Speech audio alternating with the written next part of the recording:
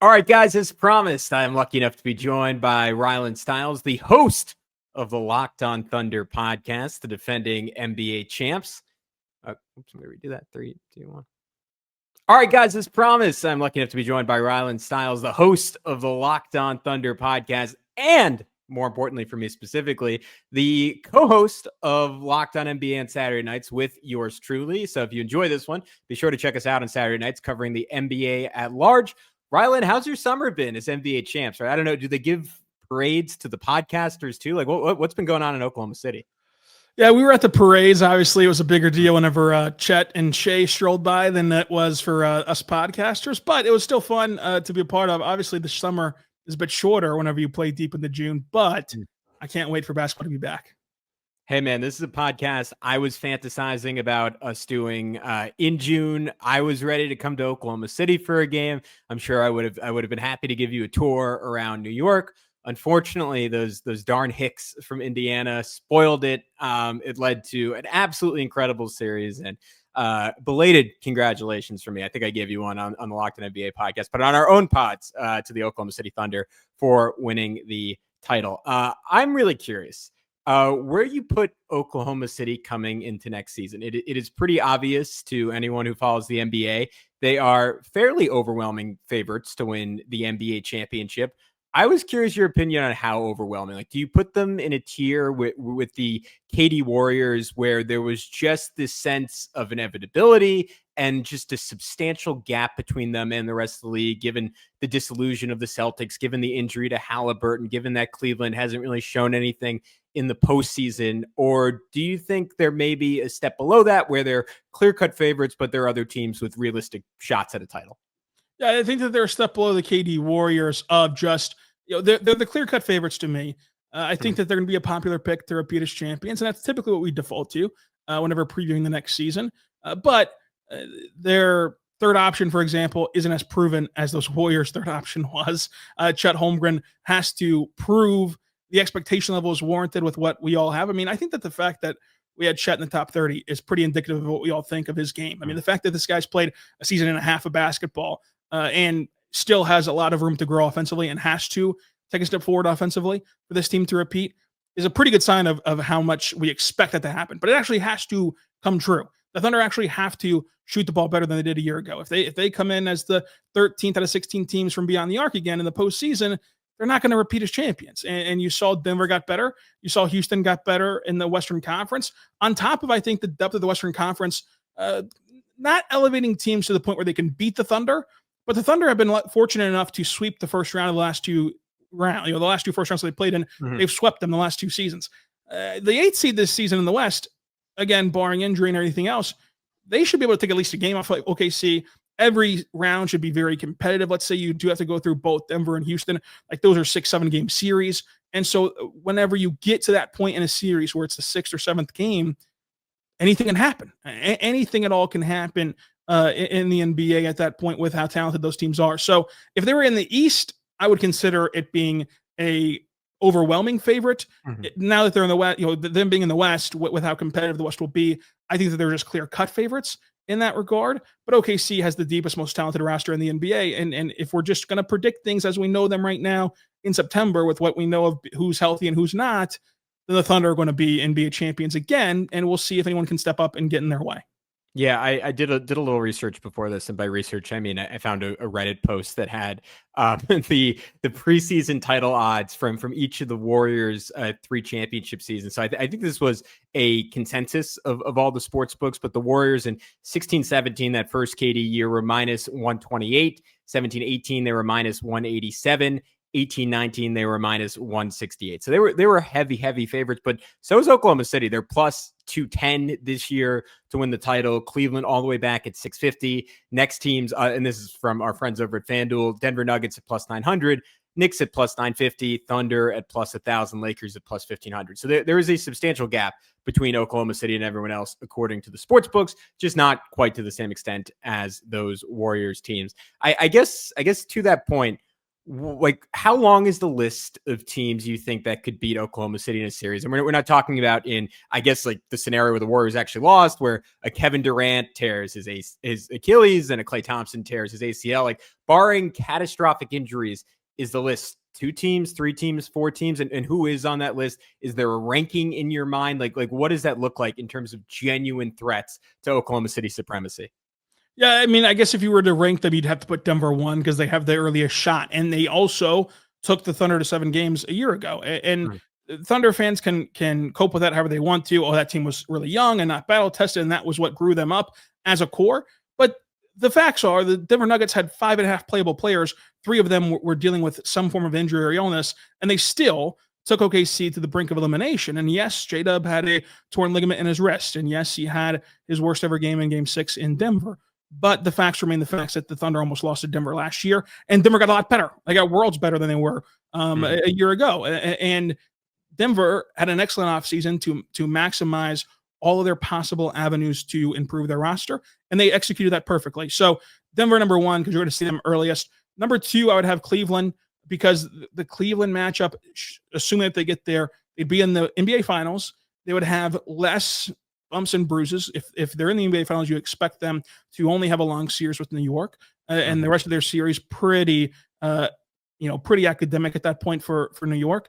And Oklahoma City, you expect them to be tested in every single round, really, in the Western Conference. So, and then they'd be playing, the Thunder would be deep into June again after another 82-game season. And we've seen in the past of NBA history how hard that is to do, although it's not impossible because we're really in our first ever parity era in this league. But Cleveland has a good defense. I think Cleveland has a matchup with their double bigs that can mirror Oklahoma City and try to counteract Oklahoma City. But the Thunder, I think, have a more reliable postseason offense, as we talked about with Locked On Cavs on our show, Locked On Thunder this week. So you can go see how we're crossing over Cleveland and OKC if that tickles your fancy there. But I do think that it's going to be Denver and then Cleveland, and then it's like 3.5 because I would combine Houston and New York. If things worked out perfectly on different spectrums for both teams, could you see the Thunder still not be able to shoot threes in the postseason, and thus that already great Rockets defense becomes even greater, and Kevin Durant is fully healthy, and he's just a menace to anyone, but in particular, a team like Oklahoma City, who has an elite level defense, but their defense has to play up underneath Kevin Durant, which he does not like, but he can, if he can get it right, could show over the top of them, get really hot, and then spray the ball around to guys like Jabari Smith Jr., etc. And then with New York, the reason why that they're so lower on this list and why they're kind of in that half team with Houston is because with New York, I respect the heck out of their top line rotation players, but their top line rotation players also present mismatches for Oklahoma City, where you're coming down the floor and you're picking on Jalen Brunson every single time. You're coming down the floor and you're picking on Karl-Anthony Towns every single time. And there's nothing you can do about it. You can change your coach. You can do whatever you want to, but you're going to have to play those guys. You can't bench them. Like they're your best players. And so the ability to have Oklahoma City exploit those mismatches on top of the ability of OKC to have a historically great defense to slow them down on the offensive end. And now you've reduced their efficiency on what they're best at, and you've heightened their deficiencies, what they're terrible at. You're able to come out on top of that series. But if the bright lights of New York are too big and the Knicks just put on this miracle season, similarly with the Pacers. I mean, the Pacers took OKC to 7 games with that double magic popping up in game 1 where they make that comeback in the second half, and with them playing at the absolute peak of their powers for the entire rotation. And then sadly, of course, the Therese Halliburton injury derailed them in game 7. Like New York could have that same kind of fairy tale run and be less tested in a positive way, of like less miles on them, hopefully, by the time they get to the finals, to where they're able to push this to 7 and into game 7. Anything can happen. So I would say that Houston and New York have the chance to go 7. And whenever you have a chance to go 7, you have a chance to win. Cleveland and Denver have a chance to win the series outright. Yeah, I think it's an interesting debate between the Knicks and the Cavs.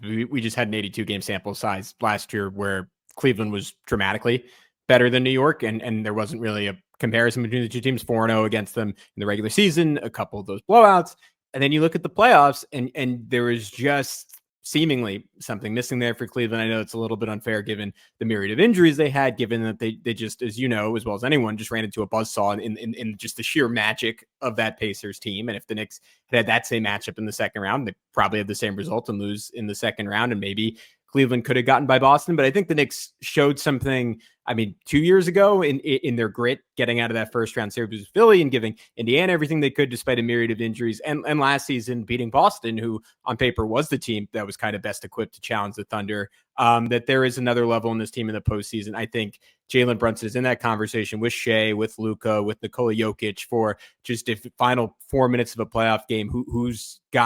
Which guy do you want handling the ball? Like, I think there is an argument for Brunson against anyone in the NBA. And for the Knicks, the question has just consistently been, can you get it to those last 4 minutes? And unfortunately against Indiana last year, they ran into Tyrese Halliburton, who had all the magic Jalen Brunson had and maybe some more.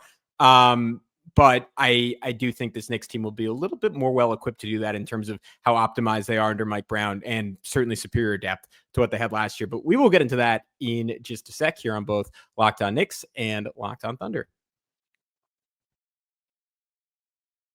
But first, I want to tell you about our good friends over at FanDuel Sportsbook. The NFL season is here, and FanDuel is making sure you're ready for kickoff with a can't-miss offer. Right now, new customers can bet just $5, and if your bet wins, you'll get $300 in bonus bets. I have to say that again because it's insane.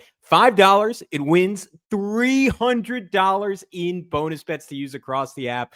Rylan, I'm not sure what professional team or what NFL team you're rooting for in Oklahoma City, but I know I have this issue in New York as a Giants fan. I don't have a lot of skin in the game on Sunday. We've not had an offensive line in nearly 15 years that is capable of protecting a quarterback. We've not had a quarterback that warrants a good offensive line in nearly 15 years. And so I'm in this purgatory where I don't really care that much about the team I like the most, except for when I use FanDuel and have a little bit of extra skin in the game. So if you want to juice your Sundays, be sure to check out our friends at FanDuel. Download the FanDuel app by visiting FanDuel.com to get started. That's FanDuel.com to place your first $5 bet.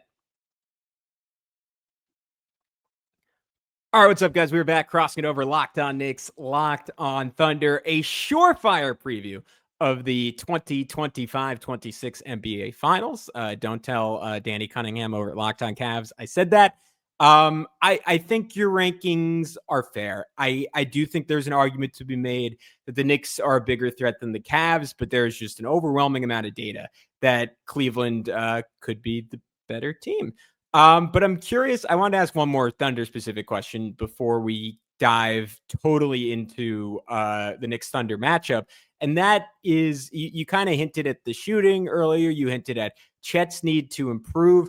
Where do you think Oklahoma City was most vulnerable last year? And that they did go 7 with a very depleted Denver team. They did go 7 with an Indiana team that was fantastic, but didn't have a full strength Tyrese Halliburton, I believe, for the last 2.5, I guess, games of that series. Where were teams able to pick at them a little bit? And you touched on this when you talked about the biggest threats to Oklahoma City. Would you put the Knicks in a category of a team that could pick on those specific weaknesses? It comes down to what we see from New York defensively this season, because where the Thunder got in trouble was, we know that in the postseason, the game slows down, and even their historically great defense, which did create a lot of turnovers and transition opportunities, particularly in the first round and the Western Conference Finals against Memphis and Minnesota. They didn't have that exact success against Denver and against Indiana. And when they did, they blew them out.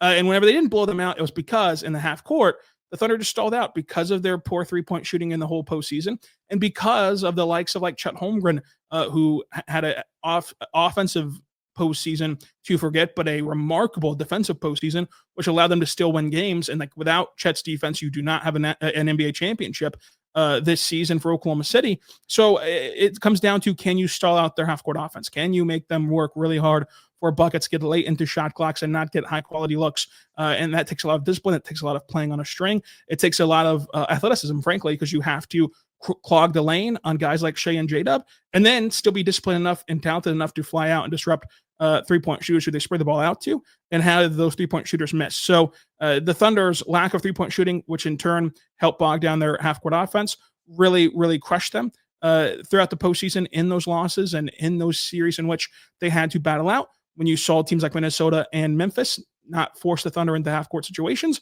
You saw them get ran off the floor a few times in those series. So I do think that that's an area in which, because the Thunder haven't gone out and changed this roster, they have a 99% roster retention, and the only missing link is Dylan Jones, who was a non-factor of the entire season, and he's replaced by Thomas Sorber, who was the 15th overall pick but is out for the season with an ACL tear. So again, another non-factor for the Thunder for this current season. Long term, of course, Sorber will be a good piece for them. The reason why you still hold that up is because there's nothing to point to of it being fixed immediately. What you're pointing to is Chet Holmgren being a better offensive weapon, which he was prior to that hip fracture. And the fact that he came back from that hip fracture within the same year and faster than even the Thunder's own timeline expected him to is a great sign. And the fact that he was back to that level of play defensively in the postseason is another great sign of like his mobility and athleticism still being there. But he's got to refine his technique offensively, being able to shoot the ball at a high clip from beyond the arc, being able to play off the catch and get to the rim. You need guys like Isaiah Joe to become better three-point shooters. Now, Isaiah Joe, that might hit your ear funny. He is a sharpshooter. NBA 2K does have him as a top 10 three-point shooter in the league. But how does he get those shots? Primarily as a stationary catch and shoot guy.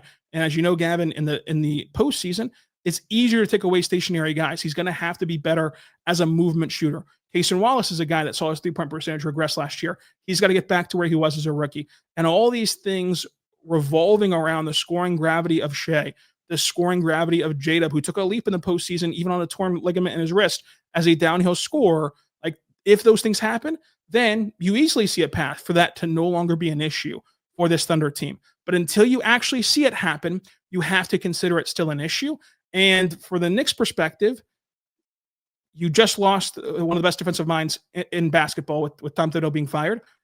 Can you get this personnel to stall out the Thunder in the half court when you're in the finals, hypothetically, you're playing Brunson and Cat all of the entire game except for maybe 3-5 minutes a night, and you give them that kind of release valve for how to manufacture buckets when things get tight in the half court by having both those guys on the floor? Can they put this thing together enough to where they can cause those problems to flare up for OKC to the extent that Denver did, to the extent that Indiana did? Yeah, I think it's such a fascinating question, and it kind of comes down in some ways to like how the Thunder are willing and also able to play in the half court. And we didn't get like a great sample size in the regular season because Oklahoma City, for both those games, the first 117-107 victory on January 4th, and then right around 10 days later, a 126-101 victory in game 2. That game 1 score a little bit deceptive. Oklahoma City outscoring the Knicks 25-10 over the final 6 minutes. That was, for the most part, a fantastic game until Shai just absolutely cooked them down the stretch. Game 2 was also deceptive as the Thunder were up 35 plus points in the first half of that one, and they could have named their score and won that game by 60 if they had wanted to. And that was without, in either game, no Chet Holmgren, who, to your point, incredibly valuable to Oklahoma City. Their clear-cut third best player, Alex Caruso, who I would argue is the fourth best player on the Thunder. And I'm curious what you think, like in a playoff setting, and maybe just gauging off how Oklahoma City played in the playoffs against other opponents, what their offensive approach would be against the New York Knicks, because the Knicks were able to slow down what I would argue is probably a more talented offensive team in the Boston Celtics. And they did so just by switching everything across the board and kind of daring Boston to beat them one-on-one. I don't know if that works as well against Oklahoma City, because I think just Shai is just a far better isolation player. And at times than Jason Tatum and Jalen Brown, who were not particularly efficient going at Jalen Brunson and Karl-Anthony Towns. I think it would be asking a lot more of Brunson and Towns to try to contain Shai in any meaningful way. That is issue number one. Issue number two, or not even issue number two, I guess my question coming out of this is, like, the Knicks at times tried to dare Indiana to do the same thing. And Indiana, unlike Boston, I think just played it a bit smarter and didn't take that bait and said, we are just going to keep running actions involving Brunson, involving Cat. When you try to go double big, we're going to force Mitchell Robinson and Cat together to cover a whole lot of ground. And even if that means Aaron Nesmith and Andrew Nembhard are running like a big, small pick and roll, like even if it's not our typical ball handlers, we're going to put your weakest defenders in multifaceted actions over and over again, force them to make multiple correct decisions, force them to fight through multiple screens. And inevitably, to your point, Brunson and Cat faltered. And it's why against the smartest offensive teams and the best offensive teams, I still have my doubts that the Knicks can guard them and contain them to the extent that they need to. And especially against Oklahoma City, you're not going to have the margin for error on the other end of the floor where you should score, or at least the Knicks should score 1,000,000 points against the Indiana Pacers. It's not even saying that Indiana isn't a good defense, just that the Knicks at their best should be able to blitz like an average to solid defense. Oklahoma City obviously is going to hold the Knicks down, to your point. So the Knicks need to hold the Thunder down in turn. Do you think, one, that like Shai is capable of playing that style? And do you think Oklahoma City just collectively has the passing IQ to not just be like a good passing team, but a great passing team and play out of drawing two, swing into a great shot, not just once, but over and over and over again to exploit Brunson and Cat, I think in the most effective way you can? Yeah, and your points right there just prove why the Knicks were bumped down my list as a half team, because each way that the Knicks have tried this formula of getting their defense to be better against Boston and against Indiana, the Thunder are really good. Like the Thunder have better isolation scores, in my opinion, that you're going to see at the end of the season, and we saw in the finals and in the playoff run. Like, not only is Shai better as an isolation score than Boston's two guys, as an isolation score downhill, J-Dub's better as well. And like J-Dub was better in the finals than what you got the production from Boston's duo against New York in the playoffs before Tatum was hurt. So with that, like, they can do it that way. And they can also, how did they get out of a rut in Indiana? With their backs against the wall, they're staring down the barrel of a 3-1 deficit. And for as great as the Thunder were last year, they were not going to come back from down 3-1. Like, that is a really, really hard thing to do. That has almost been normalized because we've seen it happen a couple of times in recent history. They did it by Shai going off in the fourth, but how did he go off, Gavin? Because throughout the course of the game, when you look at the big picture, J-Dub was red hot as a scorer. And so they said, you know what? Let's have a guard-to-guard screen with Shai and J-Dub to get Shai on a weaker defender and take you off of your primary matchup for Shai. And now Shai cooks Neesmith, and now the Thunder have a 15-point quarter from Shai, and they have a win, and they've kind of avoided a disaster case scenario against Indiana. So those are a couple of ways where they can dissect New York. And then the point about playmakers. Since the day that Mark arrived in Oklahoma City and this new regime got here on the coaching staff, and then Sam was able to lay out a new plan as a total rebuild, stripping everything away from that first era of Thunder basketball, what they look for is versatile defenders and everybody having the ability to play make. And so the Thunder's playmaking ability, it is rooted in, frankly, simple reads of just these guys keep the ball moving so much that eventually you're going to have a lapse in your rotation. I think that only Isaiah Hartenstein on this team can make advanced passes and can really throw guys open. But when you're facing a New York defense, the fact that everyone is someone who you trust to make the right decision and just get the ball where it needs to go next, and we'll worry about what happens later, that in and of itself can break down New York's defense as well. And then you get into a situation where if you're playing, for example, Boston, another large reason why Boston lost to New York was because Mazzulla ball of just these threes didn't go down and they didn't hit them, and you didn't have the ability to punish them in isolation with Tatum and Brown to the extent that the Thunder did. If the Thunder can become better from beyond the arc and just become at a passable level on top of the added isolation scoring from Oklahoma City, they can pick apart that defensive strategy. And if the Thunder have a step forward from Cason Wallace, who we expect to be better and showed last season to be better on the ball than he was his rookie season. So if he continues to incrementally improve at that, now there's another guy where you can do some unconventional stuff like Indiana did of not having Shai or J-Dub initiate the pick and roll as a ball handler, but maybe having them as screeners, maybe having Chet as a screener and having those guys play off of ball. There's just all these different ways to where, because your defense includes two guys who are liabilities and the Thunder's lineups at any given point do not have enough liabilities offensively to hide them on, I don't see how New York can get away with Brunson and Cat on the floor at the same time defensively against Oklahoma City. And so like that's going to be a big deal for them to try to figure out. And perhaps they can, but it's why I'm only giving them half credit for being able to beat Oklahoma City.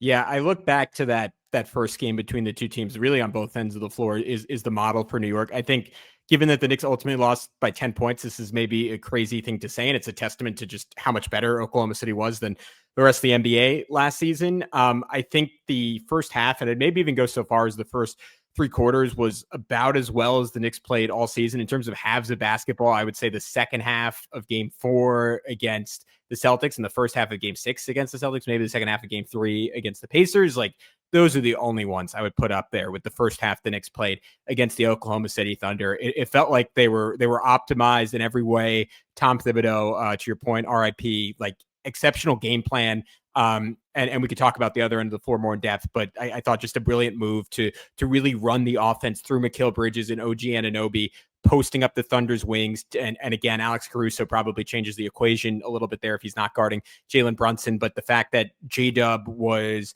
I believe, on Cat in that game. I know he certainly was in the second game, but I think he did start and play most of that game on Karl-Anthony Towns. And they just said, all right, like we're going to brutalize some other matchups, and you're going to hide Isaiah Hartenstein in the corner on Josh Hart. That's great. OG Anunoby, you're going to put Lou Dort in the basket. Mikal Bridges, you're going to shoot fadeaways over Cason Wallace or whoever was guarding him. And the Knicks were really effective doing that in the early going. But the even bigger thing defensively was it was just far and away the best stretch of individual defense we saw Mikal Bridges play all season. I went back and looked at my notes. He held Shai Gilgeous-Alexander to a 6 for 16 start in that game, blocked him once on a drive to the rim. Another play where he tracked SGA, walled him off perfectly, defended the pass, and then when he rose up to shoot, got a great contest and enforced like an up and down travel. Like I just didn't see too many defenders do that against SGA all year. OG Anunoby, whenever J-Dub was out of the game, he was just exceptional playing free safety and like sprinting over from Lou Dort, covering ground in a way him and maybe 4 other people on planet Earth can, and finding a way to get a contest on a Shai shot where he wasn't even the primary defender.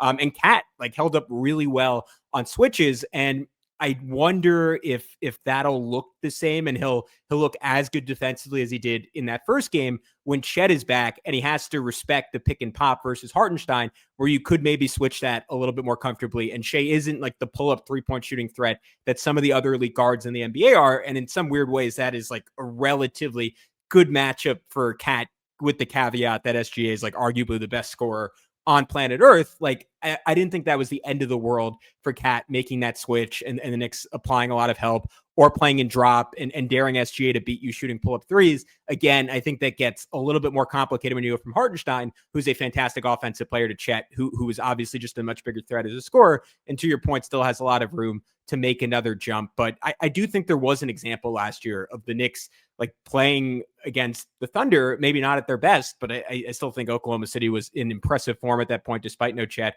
despite no Caruso, and holding their ground pretty well. And then if you want, we could talk about the second game where none of that was true and Cat got torched and Mikal got torched, and you could say, all right, is that really sustainable for the next over 7 games? And it's totally fair if you want to argue that it's not.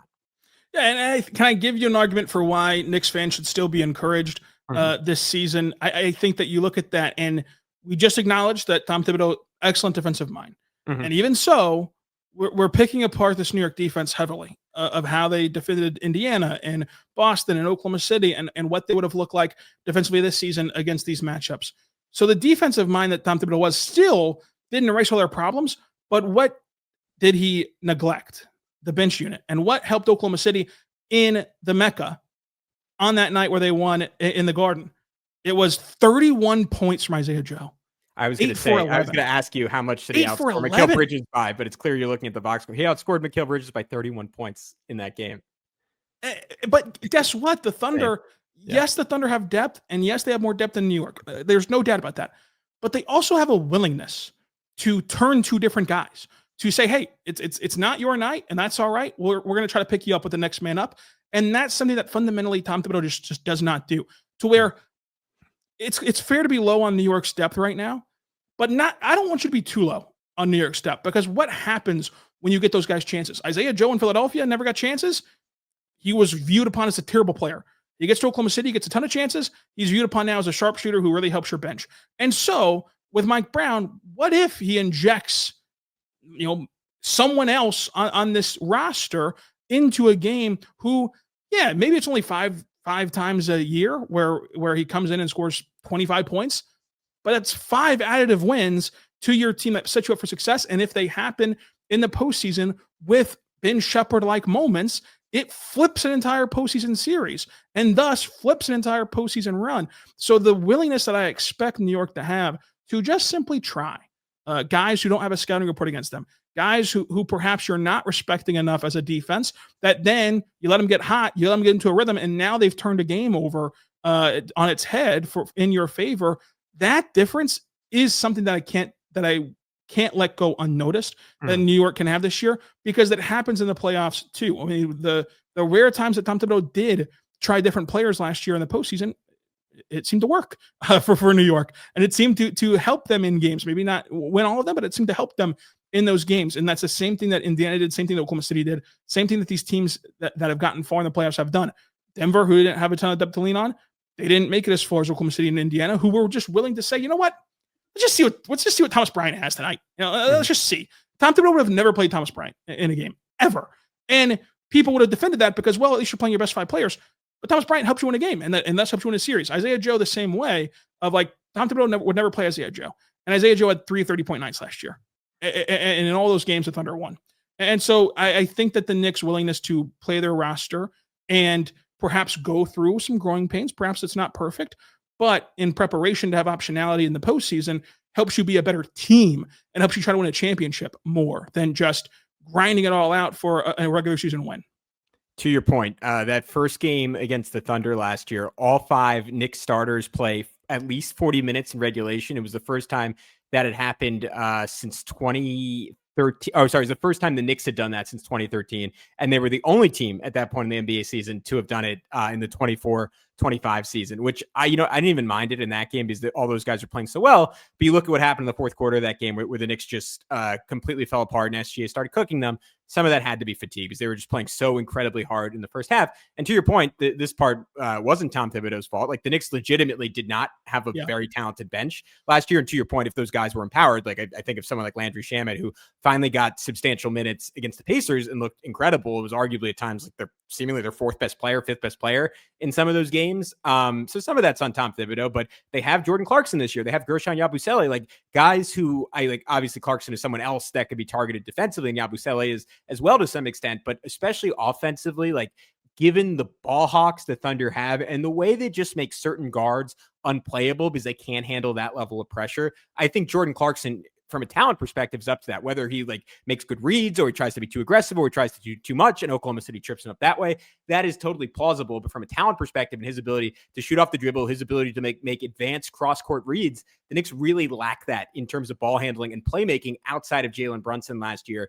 So I think that'll be a big boost to them. And I think the fact that Yabusele is like another really high-level transition player, another high-level above-the-break three-point shooter, something that the Knicks didn't really have and really hurt their spacing outside of Deuce McBride and Jalen Brunson last year, I think makes the Knicks a little bit more formidable against Oklahoma City, and also gives Mike Brown, if he wants to use it, a little bit more optionality. Mitchell Robinson is another guy who, like, obviously not really on par with Chet Holmgren from an impact perspective, but clearly at times was maybe the Knicks' best player in the playoffs for 5-6 minute stretches. I do think Oklahoma City is less vulnerable to that particular archetype now that they ironically stole Isaiah Hartenstein from the Knicks because he is an excellent defensive rebounder. But if Chet and Mitch are on the floor at the same time, that is an opportunity for Mitchell Robinson to feast on the offensive glass. Unlike Karl-Anthony Towns, he's someone you do trust guarding in space a little bit more, makes their defense a bit more flexible, a bit more feasible to play Jalen Brunson and still find ways to cover up for him. So I do think the Knicks just have more answers on their roster beyond how Mike Brown uses that roster. It's just going to be interesting to see if that combination of